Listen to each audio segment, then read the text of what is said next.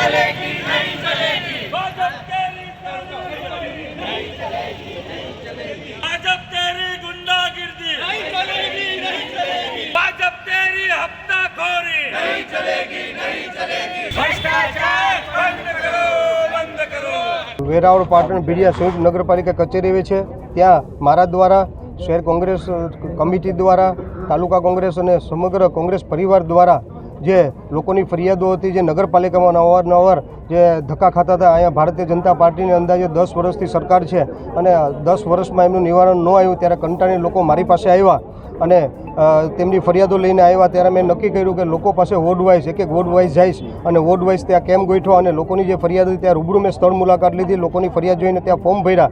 એમ 1 થી 11 વોર્ડમાં 631 ફોર્મ અંદાજિત ભરવામાં આવ્યા અને આ ભરી અને અમે આ નગરપાલિકા પ્રમુખ અને ચીફ ઓફિસરને સુપ્રત કર્યા છે. કીધું કે આ કામગીરી તમારી છે પણ છતાં પણ આ કામગીરી કરવામાં નથી આવતી, એટલે ધારાસભ્ય તરીકે મારી કામગીરી આ કરવી પડે છે અને પ્રશ્નોમાં વધારે ગટરો ખૂબ ઉભરાઈ રહી છે, લોકોના ઘરોમાં જઈ રહી છે, રોગચાળો ફેલાઈ રહ્યો છે, પીવાના પાણીમાં ગટર મિક્સ થઈને આવી રહ્યું છે. આવી ફરિયાદો મારી પાસે આવી. એ સિવાય પણ રોડ રસ્તા ખૂબ ઓછા રોડ રસ્તા બનાવવામાં નથી આવ્યા અને એકને એક જગ્યાએ 10-10 વાર રોડ રસ્તા બનાવવામાં આવ્યા છે ને અમુક આઝાદી પછીના અમુક જગ્યાએ હજી સુધી રસ્તાઓ બનાવવામાં નથી આવ્યા. એ સિવાય જે આ જે લાઈન ખોદવામાં આવી છે ગેસની લાઈન, એ પણ જેમ ફાવે એમ ખોદી અને વહી ગયા છે અને અનેક સમસ્યા એવા અમે પોતે 4 ફોર્મ બનાવવામાં આવ્યા અને એ ફોર્મ જે છે એ ફોર્મમાં એવા પણ પ્રશ્નો આવ્યા કે વધારે પૂરતા જે પશુઓનો ખૂબ ત્રાસ છે, જે પશુઓને ખૂબ ત્રાસના કારણે સિનિયર સિટીઝન ઘરની બહાર નથી નીકળી શકતા,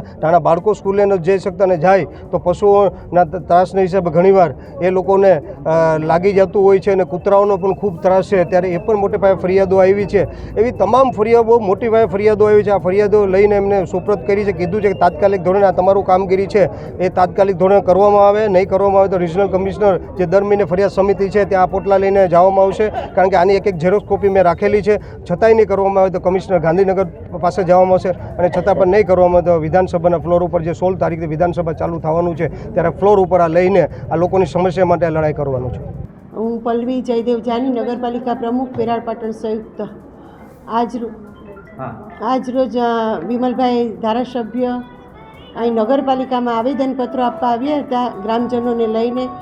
અમે આવેદનપત્ર લીધું ને અમે કીધું કે અમે તાત્કાલિક નિરાકરણ કરી દઈશું.